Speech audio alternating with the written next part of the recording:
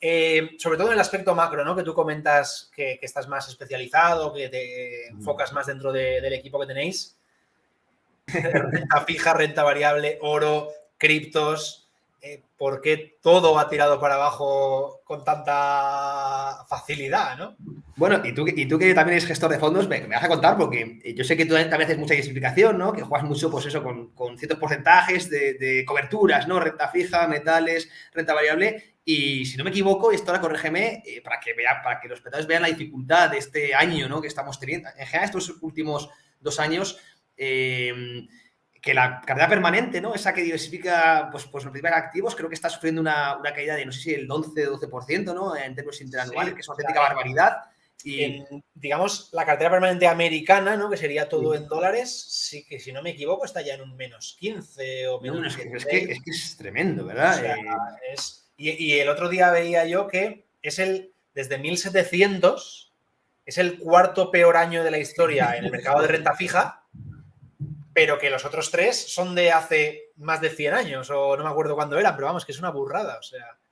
Pues básicamente yo siempre, bueno, es que el entorno, habíamos venido de muchos excesos, ¿no? Sobre todo, ya veníamos en exceso en el año 2019, cuando se hablaba de recesión, se estaban invirtiendo las curvas de tipos y saltó el COVID, hubo esa caída muy violenta en los mercados y enseguida esa reacción de los bancos centrales, ¿no? Con esas políticas tan brutales, ¿no? Que vimos también desde el lado fiscal, es que se juntó todo, mucha liquidez de mercado y esto impulsó de una manera ciertamente artificial a los mercados y luego llegaron las segundas derivadas, que siempre nos quedamos en el corto plazo, pero claro, todos esos excesos van generando deuda, van generando déficits y luego saltó la inflación y ya sabemos que los techos de mercado muchas veces vienen con tensiones inflacionistas, la banca central tiene que cambiar de rumbo de una manera muy violenta, esto hizo mucho daño evidentemente mercado de renta variable, mercado de bonos, como no hace mucho tiempo que no teníamos una crisis de estanflación o de inflación, por eso no hemos visto una masacre de mercado de bonos tan fuerte como esta desde hace muchos años y yo creo que está estallando además una crisis de deuda en nuestras narices. Hemos visto a muchos estados pagar ratios de deuda sobre PIB, el umbral, ¿no? Ese umbral que se dice del 115, 120%, incluso en Estados Unidos, muchos países de Europa y evidentemente pues está estallando, ¿no? Caen los colaterales de la banca central, son peores, los balances de la banca central antes se componían a priori de activos de mucha calidad y en Estados Unidos empezaron con títulos hipotecarios, con bonos corporativos. En Europa cada vez están vendiendo más bonos de alta calidad, me refiero a bonos alemanes, holandeses, y están comprando más bonos de los países del sur, que son bonos basura. Realmente los compran a precios muy altos. Imagínate que los tienen que vender un día a mercado. ¿Qué precio tendrán? Mucho menos del que los han comprado. Por lo tanto, son balances cada vez más degradados y esto desde el lado cualitativo impacta directamente en la divisa y evidentemente hemos tenido esos problemas en el mercado monetario con la inflación y con esos problemas en Reino Unido, lo hemos visto recientemente, lo de Japón es un tema que daría para otro podcast, entonces estamos viendo cómo se está juntando la tormenta perfecta y todo viene de los excesos que hemos tenido en el pasado que tienen consecuencias. Estoy cansado de oír a ciertos economistas muy ligados a la MMT y a cierta izquierda ideológica decir que no tiene consecuencia la deuda, que se puede monetizar, que evidentemente eso es una sandez, claro que tiene consecuencia y lo estamos viendo ahora, ¿no? Son las segundas derivadas que muchas veces tardan en aparecer y porque tardan en aparecer luego no se asocian a las causas reales, ¿no? Pero es lo que hemos estado comiendo un buffet gratis mucho tiempo y ahora estamos pagando la factura de una forma muy agresiva con un empobrecimiento brutal de la sociedad tanto para los ahorradores como para los inversores. Es que no ha habido forma de protegerse. Los ahorradores frente a activos reales, pues ha habido la inflación, pues la tenemos en torno al 10% en Europa, pero está en todo el mundo, prácticamente menos menos en China y Japón, que de momento se han librado. Japón veremos, yo creo que aparecerá. Y los inversores, como tú dices, ¿dónde se han refugiado los inversores? Si es que ha caído el mercado de deuda, ha caído la renta variable, criptomonedas, las commodities también están viendo un salto deflacionario, la vivienda es lo que queda por caer.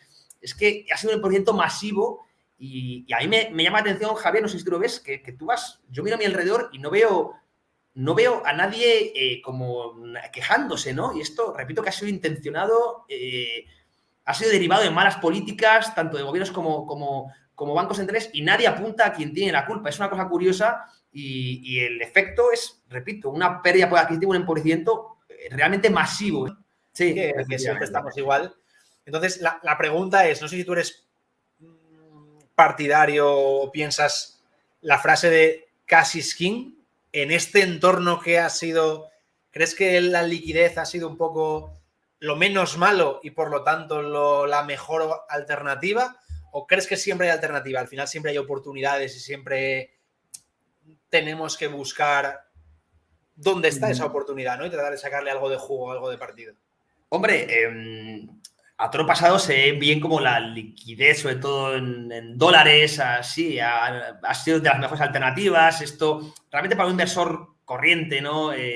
No profesional, porque realmente alguien que sabe moverse, navegar en una deflación de activos, pues ha podido sacar mucho rendimiento, ¿no? Pues con posiciones cortas o incluso con alguna commodity. Pero para el inversor común, realmente la liquidez en este ciclo pues ha sido lo menos dañino, ¿no? Y además te permite ahora pues tener ciertas balas para cuando empecemos desde mi punto de vista, lo hablamos si quieres, empezamos a estar ya en valoraciones muy atractivas en bolsa, empezar a construir una posición también de cara al medio y largo plazo en renta variable. No olvidemos que ya llevamos prácticamente un año, ¿no?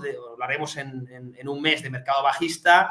Se ha caído ya un 30% sector tecnológico, un 20 y pico en SP500, es decir, empezamos a tener ya una corrección proporcional en precio y tiempo y por lo tanto ya se habla incluso de un posible pivot de la Reserva Federal, de la banca central, porque está rompiendo el mercado de bonos. La banca central lo sabe, ya está hablando con la banca de inversión y esto ya se sabe, ¿no? Ya se comenta, ¿no? Las mesas de trading de los principales bancos de inversión de que, oye, la Reserva Federal está un poco preocupada de ver si realmente está rompiendo el mercado de bonos, que sabemos que afecta mucho a los planes de pensiones y, por tanto, a los ahorros de la sociedad, y ver si tiene que frenar un poco, a pesar de que seguimos con inflaciones muy, muy altas.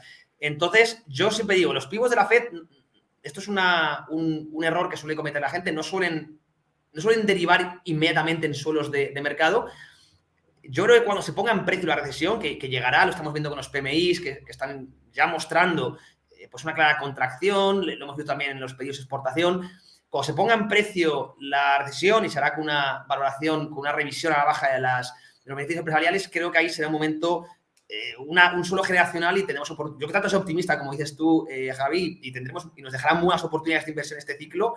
Y creo que no estamos muy lejos de tener ese suelo, a pesar de todo el sentimiento negativo, ¿no? Que se ve también en la comunidad, pero ya se sabe, ¿no? Cuando más baja está la valoración es cuando menos inversión hay en esto es curioso, ¿no? En los fondos y en la renta variable, ¿no? Pero bueno, no estamos muy lejos. Entonces, como tú dices, todos los ciclos pasan y además muchas veces salimos más reforzados, hay catalizadores muy fuertes, lo que llamo incertidumbres positivas, como la inteligencia artificial, que pueden ser revoluciones absolutas, ¿no? Como lo fue Internet o incluso la electricidad, ¿no? Ahí tenemos muchas oportunidades de ver próximos ciclos muy, muy productivos que se deriven en rendimientos muy buenos en bolsa y por lo tanto, pues hay que saber estar en cada ciclo, pero ahora mismo hemos pasado una crisis muy, muy dura a nivel bursátil. Veremos si ahora llega a nivel económico y bueno, pues sí, la liquidez quizá haya sido el caballo menos perdedor, por decirlo de alguna manera, o evidentemente aquel trader que haya sabido navegar en una deflación de activos con posiciones cortas, pues evidentemente se ha llevado la palma, ¿no? Estamos viendo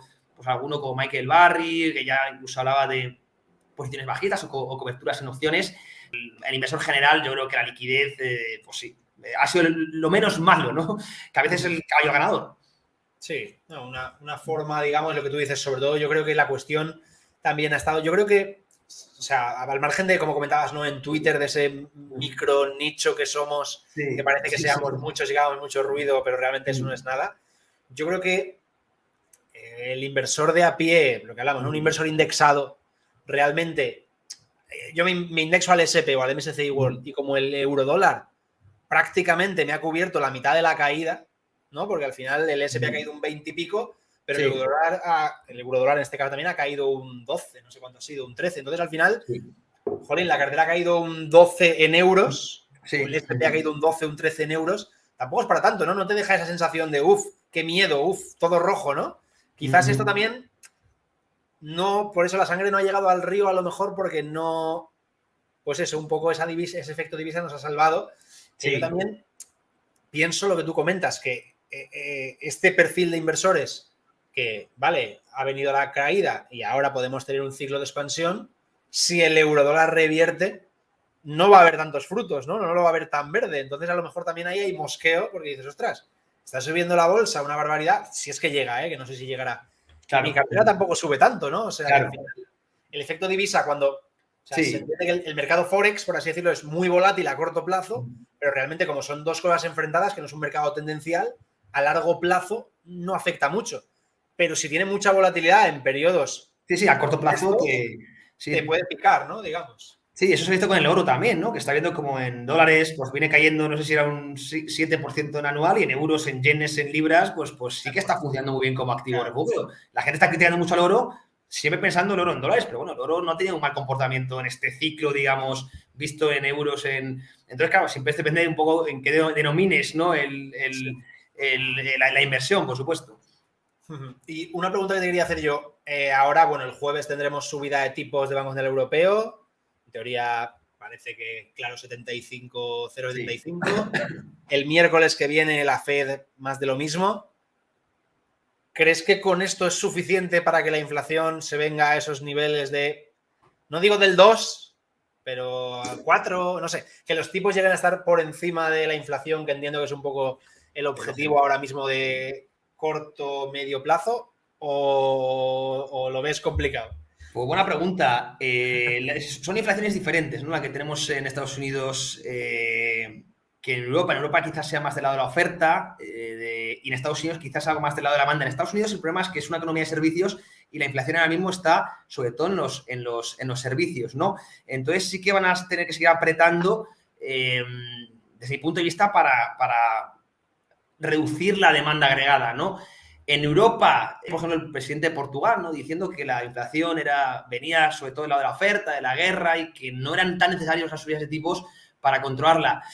El problema que puede tener razón, no digo que no, pero es que el problema está, como bien comentas, en el tipo de cambio, ¿no? Que aunque no sea una inflación propiamente de demanda y el Banco Central tenga menos herramientas para controlarla, evidentemente tiene que pensar un poco en el tipo de cambio y no en importar inflación de Estados Unidos. No olvidemos que las commodities, el petróleo, por ejemplo, está denominado en dólares y, por tanto, para comprar energía tenemos que comprar dólares y cuando más caro sea el dólar, más inflación vamos a importar. Entonces, a pesar de que no sea una inflación puramente de demanda y la subida de tipos quizás no haga tanto efecto, es que por el propio tipo de cambio no podemos abrir esa brecha con la Reserva Federal, y la Reserva Federal sí que tiene una inflación de demanda y por lo tanto sí que tiene que seguir subiendo tipos, y esto lo ha dejado muy claro también Jay Powell, ¿no? Para controlarla. Y yo creo que el gran problema la gran preocupación que esto pasó en los 70, ¿no? En Estados Unidos, de la Reserva Federal, no es tanto controlar la inflación ahora, que si viene una recesión, las decisiones son innatamente